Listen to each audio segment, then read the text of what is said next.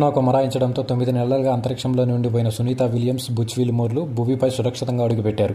International space station నుంచి మంగళవారం తిరుగు ప్రయాణమైన సునీత విలియమ్స్ విల్మోర్ భారత కాలమానం ప్రకారం బుధవారం తెల్లవారుజామున 3:27 ఫ్లోరిడా తీరంలో సేఫ్గా ల్యాండ్ అయ్యారు. డ్రాగన్ వ్యోమనౌక సముద్ర తీరంలో ల్యాండ్ అవ్వగానే సహాయ బృందాలు రంగంలో దిగి క్రూ డ్రాగన్ను వెలికితీస్తాయి. ఆ తర్వాత ఆస్ట్రోనట్లను SpaceX Crew Dragon Freedom capsule నుంచి బయటకు తీసుకొచ్చారు.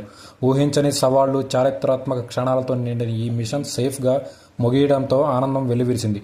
286 రోజుల తర్వాత సునీత విలియమ్స్, బుచ్ విల్మోర్ మరో 2 ఆస్ట్రోనట్లు సురక్షితంగా పుడమిని చేరినట్లు నాసా ప్రకటించింది.